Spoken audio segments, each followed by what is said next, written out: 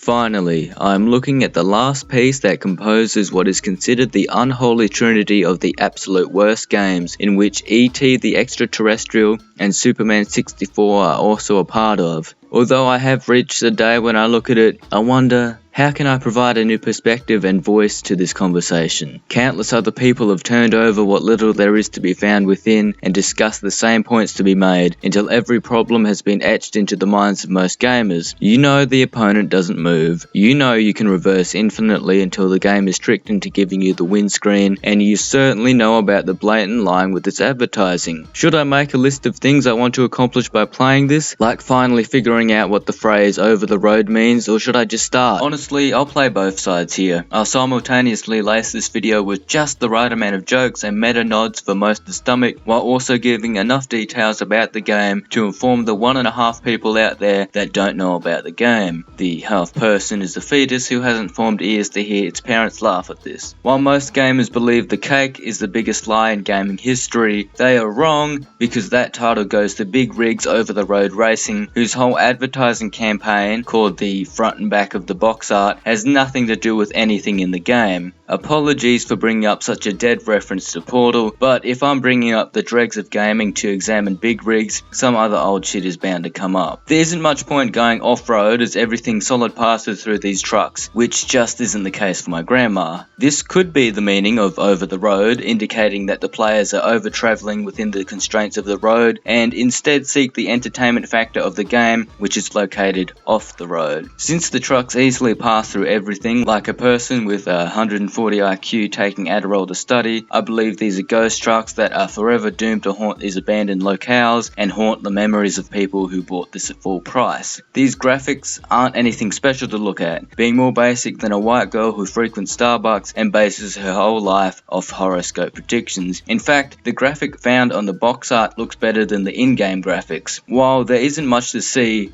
there isn't much to hear either, because the only audio emitted by the game is the truck's engine sound. This is because the music files fail to load in-game, but I'm sure it would be the most generic part of the game. Considering most people will be remembering the graphical glitches, I'm sure not even the composer remembers a single note from the soundtrack. There are the same amount of maps in this game as a full-price modern-day EA game, and one of them crashes upon opening. Gravity and velocity aren't factors available, possibly to be added in future DLC, as trucks will drive up angled surfaces with ease and will instantly stop when letting go of the reverse key despite how fast they're going. Since in the world of big rigs, vehicles can grip onto a vertical surface, I wonder if driving tests include 90-degree reverse parallel parks. However, like the flavour of cheap gum, whatever enjoyment and entertainment value found quickly wears off. There's only so many times you can laugh at the broken elements before it all feels so one note. At the very least, you can say this pre-alpha legend provides some form of amusement on this CD of congealed failure. Man, fuck trying for this review, what do I even say now? I know, you all know about all the minute details of big rigs and every joke possible for this game has been made, so why am I racking my brain trying to squeeze a semi-funny joke out? I'm just another dick to be pointing and embarrassing this product, and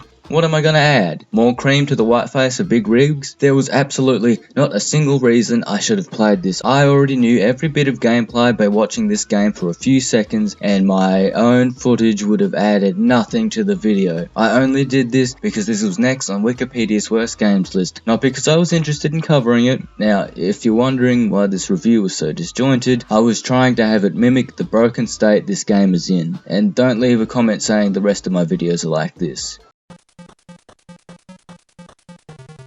In the end, this is just another stepping stone for me to cross to complete the list, and with this stone being traversed by many, there's no grip left, and I'm slipping. How was I meant to add anything original to this review except a self-following pity video complaining about the well of entertainment for this game being dry? The only semblance of entertainment most people get from this game is when they watch that initial video of it, and I'd say most people will have seen at least 20 videos on the infamous big rigs before even knowing of this video's existence. Please look upon the updated list and try to understand why it was placed there.